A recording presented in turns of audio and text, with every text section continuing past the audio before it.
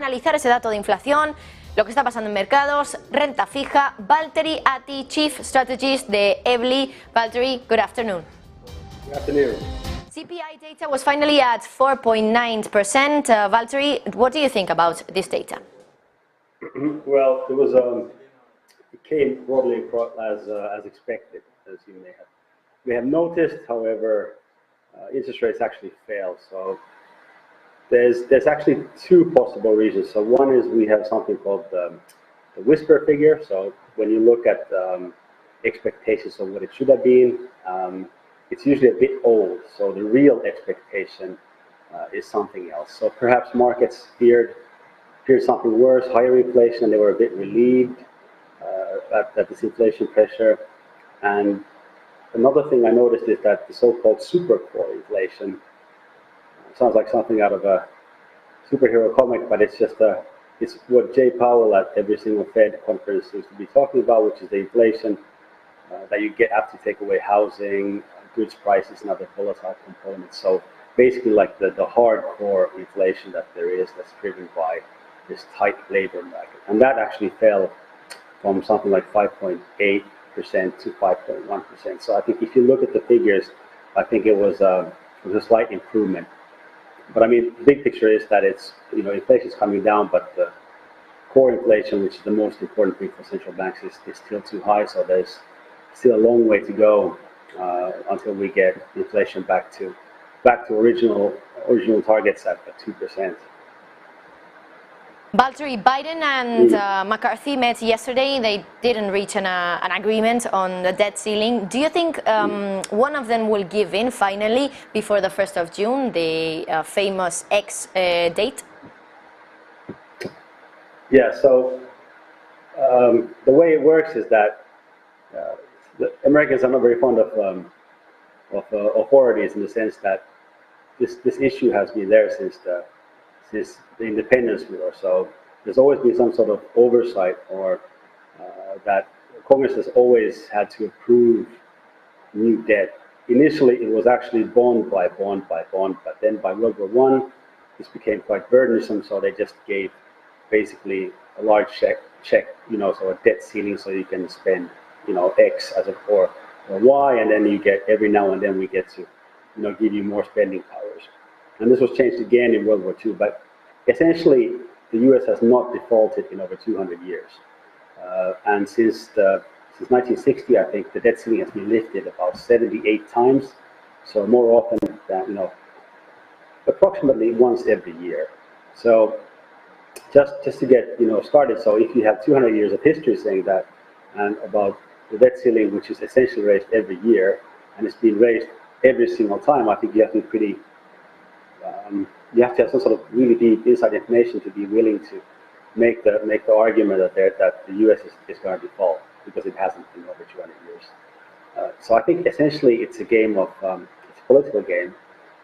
I'm sorry about the long answer here, but I think it's fascinating because this issue, it didn't used to be such a problem. So until about the financial crisis, it was always passed. There was no bargaining. There was no problem. There was no brinkmanship. Nobody was worried about. Nobody even knew this thing was taking place behind the scenes.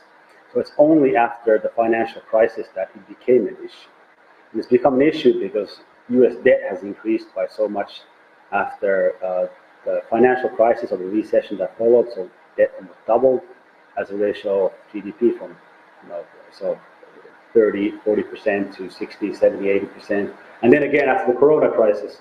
So that's changed. So the dynamics have changed. And obviously the US has also become fragmented. So you have not only two parties that have drifted apart, the Republican and Democratic Party, but McCarthy made the joke, or half joke, that he had to consult the 5 families.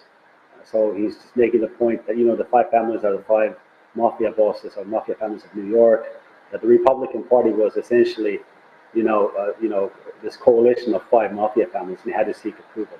So not only are these two parties quite different or polarized, you also have fragmentation within these political parties, where the Republican Party has been not taken over, but there's this T-wing type of movement that's sort of symbolized by Donald Trump.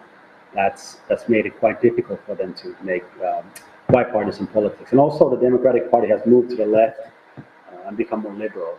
But it doesn't change the fundamental dynamic, which is that this is essentially a bargaining problem.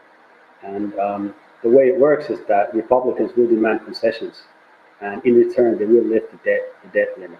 So I think they were never going to agree right now because, for example, Republicans demanded that they would forego this student debt forgiveness that's one of that Biden has been championing. So it's really a slap in the face for Biden. So I think this is just the beginning of the bargaining process that will eventually result in the debt ceiling being lifted. We might get a timeout, so they might roll it forward, give an extension. But at the end of the day, I think it's highly improbable that the U.S. will enter bankruptcy. Very interesting, Valtteri. By the way, central banks are close to the pivot point. Do you think the Fed will pause rate hikes next meeting after the CPI data of today?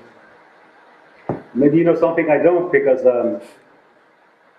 I wouldn't say it's a pivot point in the sense that, you know, a pivot means, or I think a lot of people sort of understand that, and markets are pricing a pivot, so you're right in that sense, where, or maybe it is a pivot in the sense that you know, markets are thinking that they start cutting rates as opposed to raising rates. I think what's going to happen is that bond markets are fundamentally wrong. So what's going to happen is that the Fed has reached its sort of the highest point that it's going to reach, so they're going to stop raising rates.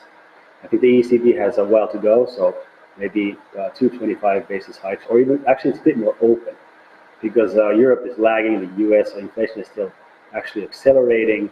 We don't have the same banking problems, so it seems a bit, I think, odd to think or see why Europe would need to pause rate hikes. And much like the Democratic and Republican Party, the ECB is divided. Well, there's, I'd say, two mafia parties. One, you know, residing here in the north, demanding extreme sort of monetary discipline, and then you have the south, which thinks growth should have a higher priority. So, but coming back to your point, yes, I think we are at a crucial point in the sense that the Fed has reached the highest point, and now they'll go on a pause, and I think they'll basically stay there till the end of the year unless we get a recession. ECB is basically, you know, 6 months behind or 4 months behind the Fed, so they'll hike a couple of times more, but they'll reach the same situation and stop hiking. And that's because the US and European economies are fundamentally very similar. It's just that the US got a head start, and we're lagging Europe, but the trajectory of interest rates hikes will probably be the same in Europe as it was in the US. But that's how what bond markets are pricing, yeah. Valtteri Ahti, Chief Strategist de Evli, thank you so much for being in Negocios Televisión. It's been a pleasure to speak to you. Thank you for having me. Bueno, pues nos decía, por ejemplo, Valtteri, que es un juego político lo que está pasando en Estados Unidos, por supuesto, entre los republicanos y los demócratas, con ese techo de deuda que se ha subido todas las veces que se ha pedido por parte del partido que estaba gobernando en ese momento. Se ha subido exactamente 78 veces, dice, en 200 años de historia, aproximadamente una vez cada año y pico, así que dice que, claro, que esta vez pues tendría que ser efectivamente lo mismo y que se subiera por parte del Congreso ese techo de